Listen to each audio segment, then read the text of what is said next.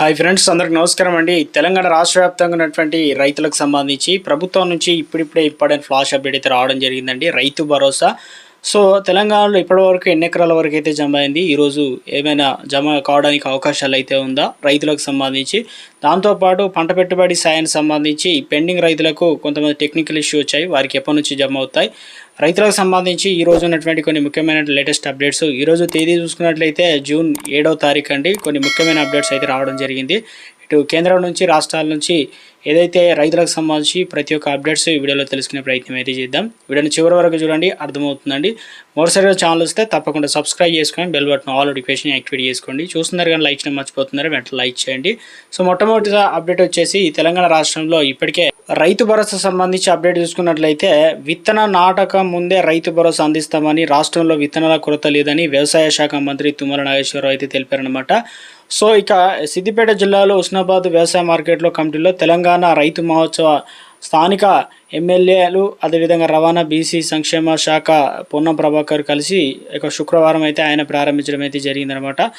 ఇక ఇందులో ప్రధానంగా చూసుకున్నట్లయితే ప్రభుత్వం నుంచి గుడ్డు చెప్పే ప్రయత్నం అయితే జరిగిందనమాట. రైతు భరోసా మారుతున్నటువంటి ఏదైతే వాతావరణ పరిస్థితుల అనుగుణంగా పంటల మార్పిడి విధానం, సేంద్రియ ఎరువుల వాడకంతో రైతులకు అవగాహన కల్పించడం రైతు మహోత్సవ ముఖ్య ఉద్దేశం అని చెప్పడం అయితే జరిగిందండి. 3 రోజులుగా ఈ కార్యక్రమం అయితే నిర్వహిస్తారనమాట. ఇందులో వచ్చేసి నిర్వహించే కిసాన్ మేళా రైతులు ఇచ్చేసి ఆధునిక వ్యవసాయ పద్ధతులు కావచ్చు, అదేవిధంగా పరికరాల వినియోగం తదితర అంశాలపైన మెలకువలు తీసుకోవాలని శాస్త్రవేత్తలు రైతులు ముఖాముఖిగా చర్చలు జరిపి ఏదైతే సందేహాలన్నిటిని కూడా నివృత్తి చేసుకోవాలని హితవు పలికారనమాట. రైతులకు అత్యాధునిక టెక్నాలజీ వినియోగం పెంచుకొని ఎంఎల్ఏసి అంజిరెడ్డి హితవు పలికారు. రైతులను ఒక గ్రూప్గా ఏర్పాటు చేసి కొత్త టెక్నాలజీ, మందుల పిచికారీ, డ్రోన్ల వినియోగం పెంచాలని చెప్పడం అయితే జరిగిందండి. ఇటీవల కాలంలో తెలంగాణ రాష్ట్రంలో రైతు భరోసా పైన ఏదైతే తాజాగా గురువారం రోజు మంత్రివర్గ భేటీలో భాగంగా ఈ పథకంపై మరోసారి సమగ్రంగా చర్చ జరిపినట్లు సమాచారం. రైతులందరికీ ఒకేసారి రైతు భరోసా సాయాన్ని కూడా అందించాలని. సో ఇందులో వచ్చేసి ముఖ్యంగా ఏదైతే సమావేశంలో ప్రధాన పరిశీలన అంశాలు దృష్టికి వచ్చినాడో తెలుస్తుంది. సో ఇక ఒకేసారి నిధులు అందించడానికి అవసరమైన ఆర్థిక సన్నద్ధాలు సమకూర్చుకొని పంటలు వేసే సమయానికి ఈ మొత్తాన్ని కూడా రైతుల ఖాతాలో జమ చేయాలని నిర్ణయించినాడో తెలుస్తుంది. ఈ ప్రక్రియ కోసం ఒక శుభదినాన్ని ఎంచుకొని రైతులకు సకాలంలో ఆర్థిక సాయం అందించేలా చర్యలు తీసుకోవాలని మంత్రివర్గం అభిప్రాయపడ్డట్టు ఒక అప్డేట్ అయితే వచ్చిందనమాట. సంబంధిత అధికారులకు కీలక ఆదేశాలు అయితే జారీ చేశారనమాట ఆర్థిక శాఖ నుంచి. ఎందుకంటే సీఎం రేవంత్ రెడ్డి ఇప్పటికే వరి నాట్లు వేసే కంటే ముందే పంట పెట్టుబడి సాయం అయితే అందిస్తామని చెప్పారు. అందుకు అనుగుణంగానే ఇప్పుడు తెలంగాణ రాష్ట్ర వ్యాప్తంగా ఏదైతే నిధులు అనేది రెండు కూడా ఒకేసారి రిలీజ్ చేసే విధంగా, ఇప్పుడు యాసంగి ఖరీఫ్ సీజన్ రెండు కూడా 12,000 రూపాయలు జమ చేసే విధంగా చాలామంది అయితే ఎదురు చూస్తున్నారన్నమాట. రాష్ట్ర వ్యాప్తంగా ఎప్పటి నుంచి ఎప్పటి వరకు జమ అవుతాయని చెప్పేసి. అయితే ఇటీవల కాలంలో తెలంగాణ రాష్ట్ర వ్యాప్తంగా రైతులకు జనవరి 26 తారీఖున పథకాన్ని అయితే ప్రారంభించి 27 తారీఖున విడతల వారీగా జమ చేశారు. ఇప్పుడు తెలంగాణ రాష్ట్రంలో వచ్చేసి ఇన్ని ఎకరాలు అంటే 1 ఎకరం, 2 ఎకరాలు, 3 ఎకరాలు, 4 ఎకరాల లోపున్న రైతులకైతే 5,100 కోట్ల రూపాయలు అనేది రిలీజ్ చేసినట్లు. సో ఇప్పుడు ప్రస్తుతం తెలంగాణ రాష్ట్ర వ్యాప్తంగా కొంతమందికి టెక్నికల్ ఇష్యూ వచ్చాయన్నమాట. ఒక సర్వే నెంబర్ బ్లాక్ చేయడం వల్ల మిగతా కొంతమంది కొన్ని ఇబ్బందులు తలెత్తినట్లు వాటిని అయితే ఏఈఓ దృష్టికి తీసుకెళ్లారనమాట. సో వారు ప్రొసీడింగ్లు అయితే ఉన్నాయి, వారికి కూడా నిధులు అనేది జమ చేయడానికి అవకాశాలు ఎక్కువగా ఉన్నట్లు. ఈరోజు కొంతమందికి ప్రతి 2 నుంచి 3 రోజులకు ఒకసారి అయితే తప్పనిసరిగా నిధులు అనేది జమ అవుతాయి కాబట్టి 200 కోట్లు ఈరోజు జమ కావడానికి అవకాశాలు ఎక్కువగా అయితే ఉన్నాయన్నమాట. రేషన్ కార్డుకు సంబంధించి ఒక లేటెస్ట్ అప్డేట్ అయితే వచ్చిందనమాట.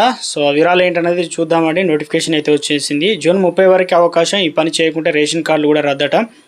రేషన్ పంపిణీ వ్యవస్థను మెరుగు పారదర్శకంగా మార్చడానికి కేంద్ర ప్రభుత్వం ముఖ్యమైన చర్యలు తీసుకుందనమాట. రేషన్ కార్డుదారులు జూన్ 30 తారీఖు అంటే ఈ నెలలోనే 30 తారీఖు లోపు వారి రేషన్ కార్డులు అనేది ఈకేవైసీ ప్రక్రియ పూర్తి చేయాలని కోరిందనమాట. ఇక ఇందుకు సంబంధించి నిర్ణీత సమయానికి గనక ఈ పని చేయకపోతే వారి పేరు రేషన్ కార్డు నుంచి అయితే తొలగించవచ్చు. అంతేకాకుండా వారికి ఉచిత లేదా చౌకైన రేషన్ లభించడం అనేది ఆగిపోవచ్చు అనమాట. తప్పనిసరిగా మీరు రేషన్ పంపిణీ వ్యవస్థకు సంబంధించి ఇందులో దీనివల్ల ఏమవుతుంది అంటే రేషన్లో కొంతమంది తప్పుడు మార్గాలు వినియోగించుకోవడం, నకిలీ కార్డులు తయారు చేయడం, అనర్హులైనప్పటికీ రేషన్ తీసుకోవడం వంటి చాలా చోట్ల అయితే వినబడుతున్నాయి. కాబట్టి సో లబ్ధిదారుడు మరణించిన తర్వాత కూడా అతని కుటుంబ సభ్యులు అతని పేరు దానిని ఉపయోగించుకున్నట్లు వెలుగులోకి రావడంతో ఇవన్నిటిని చెక్ పెట్టే విధంగా తప్పనిసరిగా ఈకేవైసీ అనేది చేసిందనమాట. ఈ ప్రక్రియ ఆధార్ కార్డు ద్వారా అయితే జరుగుతుంది. దీనిలో రేషన్ కార్డు హోల్డరు, అతని కుటుంబ సభ్యులు అందరూ కూడా గుర్తింపు ధృవీకరణ జరుగుతుంది. ఈ కేవైసీ ప్రయోజనం కోసం సరైన అవసరమైన వ్యక్తులు మాత్రమే చేరుతున్నా నిర్ధారించడం జరిగిందనమాట. సో మీరు ఈ కేవైసీ అనేది చేసుకోవాల్సి అయితే ఉంటుందన్నమాట.